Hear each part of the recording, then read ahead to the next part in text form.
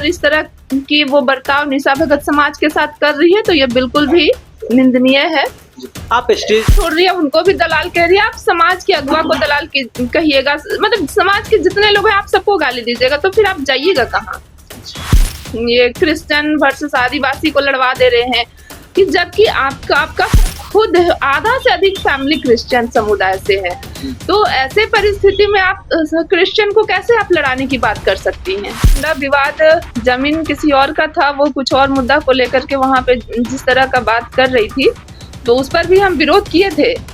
ये सिर्फ मैं तो के पार्टी में रहते हुए अगर यदि आपके साथ कुछ गलत हो रहा है या गलत हुआ तो आपको पहले कर देना चाहिए था, आवाज उठाना चाहिए।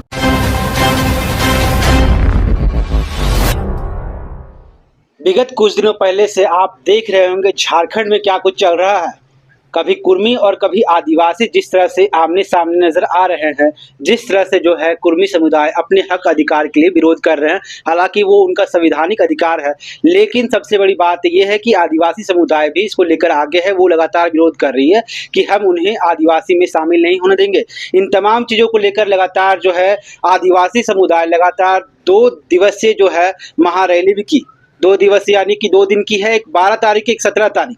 17 तारीख के इस महारैली में जो है भव्य तरीके से जो है पूरे जिले से जो है आदिवासी समुदाय वहां पहुंचे हुए थे और कुर्मी समुदाय का जो है भरसक विरोध भी करने का काम कर रहे थे। इसी के साथ आपको बता दें कि निशा भगत भी उस समय जो है स्टेज पर आई और वहां पर बैठने का काम कर रही थी, लेकिन उन्हें किसी कारण से जो है स्टेज से हटना पड़ा। इन तमाम चीज़ों को लेकर के हम यहाँ पर सुषमा बड़ाइक से बात करेंगे कि क्या कुछ कहेंगे जिस तरह से उनके साथ अभद्रता हुई, क्या कुछ ये राजनीतिक है या फिर जिस तरह से वो वहाँ से जाते हुए चिल्लाते हुए गए कि ये सब जो स्टेज पे हैं वो ईसाई समुदाय का समर्थक हैं। इन तमाम चीज़ों को लेकर जुड़ेंगे, क्या कहेंगे बड़ाइक जिस तरह से निशा भगत स्टेज से गई हैं नाराज होकर? पहले तो आप सबको मेरी तरफ से जोहार रहेगा। और सबसे बड़ी बात है कि निशा भगत को जैसे कि हम लोगों से जो युवा पीढ़ी है उससे बहुत पहले से यहाँ पे समाज के अगुवा लोग हैं और काफी समय से वो कुर्मी आंदोलन का विरोध करते आ रहे हैं। तो आज आप स्टेज पर या किसी भी मंच पर आकर के ये कहिएगा कि हमारे वजह से आज आदिवासी जाग गया है, तो क्या आदिवासी पहले से सो रहा था क्या? तो आपको अगुवा के साथ साथ चलना चाहिए, ये नहीं कि आपको ही अगुवा बन जाना चाहिए, क्योंकि वहां पे बहुत सारे दिग्गज नेता लोग हैं और जो समाज के अगुवा, हम समाज से बाहर नहीं जा सकते हैं ना। तो अगर इस तरह की वो बर्ताव निशा भगत समाज के साथ कर रही है तो ये बिल्कुल भी निंदनीय है। आप स्टेज पे थे, वहाँ पे तमाम चीज़ों को आप देख भी रहे थे, किस तरह से निशा भगत जो है वहाँ आई अपने समर्थकों के साथ और क्या कुछ हुआ उसका जीता जागता आप वहाँ स्वयं थे, क्या कुछ आखिर हुआ था वहाँ? 17 तारीख को मैं नहीं गई थी, 12 तारीख का जो प्रोग्राम हुआ था उसमें मैं गई थी, लेकिन जो भी है वो न्यूज के माध्यम से देख रही थी। जितना भी सुनने समझने को जो भी बात आया कि वो किसी को भी नहीं छोड़ रही है, यहाँ तक कि जो गीता श्री उरांव उनके सपोर्ट में खड़ा हुई, जब कुर्मी लोग उनको गाली गलौज कर रहे थे तब वो एक महिला तक को नहीं छोड़ रही है, उनको भी दलाल कह रही है, आप समाज के अगवा को दलाल कहिएगा, मतलब समाज के जितने लोग हैं आप सबको गाली दीजिएगा, तो फिर आप जाइएगा कहाँ? आपको एक रास्ता, एक मंच तो बना के चलना होगा ना। फिर आप कह रहे हैं कि जो ये क्रिश्चियन वर्सेस आदिवासी को लड़वा दे रहे हैं, कि जबकि आपका फैमिली में खुद आधा से अधिक फैमिली क्रिश्चियन समुदाय से है, तो ऐसे परिस्थिति में आप क्रिश्चियन को कैसे आप लड़ाने की बात कर सकती हैं? आप किसी अदर समुदाय से रहती, किसी ब्राह्मण राजपूत इस तरह का, और तब आप बात छेड़ती तो एक बात का बात था। आपके सारे फैमिली परिवार खुद चर्च जाते हैं और तब आप ये मुद्दा उठा रही, इससे साफ दिख रहा है कि आप राजनीति कर रही है समाज में। वो रोते हुए स्टेज से उतरकर जिस तरह से वो जा रहे थे, पत्रकारों को भी उन्होंने कहा कि जितने लोग स्टेज पे हैं वो लोग ईसाई समुदाय का समर्थन कर रहे हैं, यहाँ पर एक राजनीति के तहत जो है हमें यहाँ से हटाया गया, हमें जगह नहीं मिली, हमें उचित सम्मान नहीं मिला। इस पर सुषमा बड़ाइक कैसे देख रही हैं? नहीं, ऐसा नहीं है कि उनको सम्मान नहीं अगर सम्मान नहीं मिलता तो आशा लकड़ा मेयर है या फिर गीता श्री उरांव है, उनके पक्ष में खड़ा ही नहीं होती।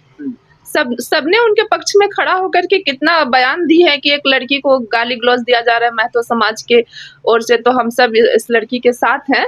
तो उसी तरह से निशा भगत को सबका सम्मान करना चाहिए था। ऐसा नहीं कि समाज में आप कुछ भी आलतू फालतू काम करके समाज को लड़ाने का, ये तो समाज को और झारखंड को जलाने का बात हो गया।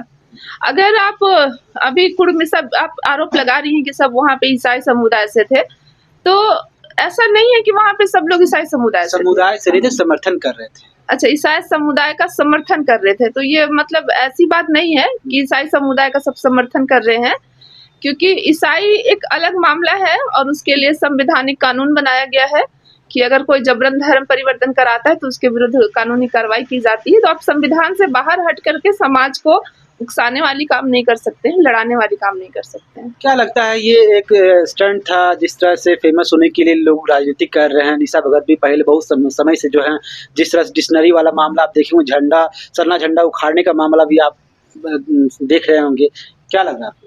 बिल्कुल, जिस तरह से अजय तिर्की दादा शांत स्वभाव के हैं, वो उन पर बहुत गाली गलौज की। सरना झंडा विवाद पर भी हम बोले थे कि एक्चुअल में वो सरना झंडा विवाद जमीन किसी और का था, वो कुछ और मुद्दा को लेकर के वहाँ पे जिस तरह का बात कर रही थी, तो उस पर भी हम विरोध किए थे। तो ये सिर्फ एक समाज में चेहरा को चमकाने का एक रणनीति तैयार किया जा रहा है, और ऐसा कोई भी चीज नहीं है कि समाज, अगर आप समाज के परिप्रेक्ष्य में काम कर रहे हैं तो समाज के हित में बात कीजिए, है ना। समाज ऐसा कोई भी कार्य कोई भी नहीं कर सकता है कि आप हिंदू मुसलमान को लड़ा दे, आप ईसाई सरना को लड़ा दे।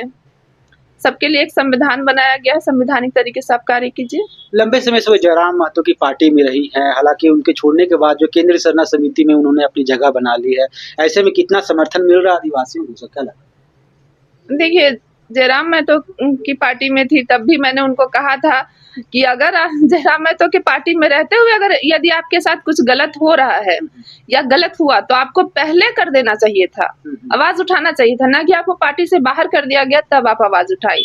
तब वो मेरे साथ खड़ी नहीं थी, मेरे साथ भी उस पार्टी के लोगों ने बहुत गलत काम किया। मेरे साथ तो कोई भी नहीं खड़ा हुआ, लेकिन मैं तो सबके साथ अभी हूँ इस लड़ाई में। और क्या लगता है आदिवासियों को जागरूक होने की जरूरत है? जिस तरह से अब कुर्मी समुदाय जो है अपनी मांग को लेकर के जो लगातार जो है विरोध भी कर रहे हैं, 2022 में भी आप देखेंगे, 23, 24 और अब 25 में भी जो है रेल टोकने का काम कर रहे हैं। ऐसे में आदिवासी समुदाय को भरसक प्रयास करना चाहिए, क्या आपने बताया? बिल्कुल एकजुट होकर के लड़ाई लड़ना चाहिए, है ना। इसमें खुद की राजनीति नहीं करना चाहिए कि मैं ही आगे हूँ, मैं ही आगे हूँ, या फिर मेरा ही नाम होना चाहिए इस आंदोलन में। यह आंदोलन वर्षों से हो रहा है और वर्षों से आदिवासी समाज विरोध करते आ रहे हैं इस आंदोलन का। इसी वजह से आज कुर्मी महतो समाज को एसटी का दर्जा नहीं मिला है। ऐसा नहीं कि आज निशा भगत तुम आकर के एक कोई भी बयान दे दी जिससे तुम वायरल हो गई तो तुमको लगने लगा कि आज मेरे ही आह्वान करने से आदिवासी जाग उठा है। सभी आदिवासियों को एकजुट होकर के इस लड़ाई को लड़ना चाहिए। अच्छा, केंद्रीय सरना समिति आप देख रहे होंगे बहुत गुट में बटा हुआ है, 3, 4, 5 आप देख सकते होंगे, नई जो है केंद्रीय सरना समिति जो है बनकर आ रही है आगे। इस पर क्या लगता है कि एक ही केंद्रीय सरना समिति बनने के बाद उस पर काम करने की जरूरत है? मुझे तो लगता है कि सबों को एक साथ चलने की जरूरत है। सरना समिति अगर 10 गुट में बट जाएंगे तो 10 तरह की बातें होंगी, अलग अलग माहौल तैयार होगा। तो सबको एक जगह एकजुटता का परिचय देने की जरूरत है। इस वक्त आदिवासी समाज खतरे में है, तो सबको एकजुट होकर के लड़ने की जरूरत है। क्या कुछ आगे आप लोग की रणनीति तैयार हो रही है? क्योंकि अब आंदोलन तो हो गया 17 तारीख को, 12 तारीख को भी जो है दूसरे गुट जो आदिवासी समुदाय थे उन्होंने भी किया, तो अब आगे की क्या कुछ रणनीति आप लोग आपस में विचार विमर्श करके करने वाले? देखिए, जो समाज के जो अगुवा हैं, जो निर्णय लेंगे, हम समाज के साथ हैं, और जरूरत पड़ी तो हम लोग संवैधानिक लड़ाई भी लड़ेंगे। हालांकि कुर्मी समुदाय के द्वारा जो है नया प्लान भी तैयार करने जा रहे हैं, उन लोग अब आंदोलन की नया रूपरेखा जो है तैयार करने वाली है। इसमें क्या कुछ कहेंगे, जिस तरह से लगातार जो अपनी मांगों को लेकर के वो लोग आगे बढ़ रहे हैं, आदिवासी समुदाय को कितना आगे बढ़ना चाहिए? सारी परिस्थिति को देखते हुए जैसा समाज के अगुवा निर्णय लेंगे और हम समाज के साथ रहेंगे इस लड़ाई में। बिल्कुल इस वक्त हमारे साथ सुषमा बड़ाई जी थे। जिस तरह से इन्होंने जवाब दिया कि निशा भगत को इस पर समझदारी दिखानी चाहिए, सभी आदिवासी संगठन जो है एकजुट है और एकजुट होकर के ही लड़ाई को जीता जा सकता है। अगर आप इस तरह से काम कीजिएगा तो कहीं ना कहीं इससे काफ़ी समस्याओं का सामना भी करना पड़ेगा। ऐसे ही तमाम खबरों के लिए बने रहे न्यूज़ रांची मेल के साथ। मैं चंदन, धन्यवाद।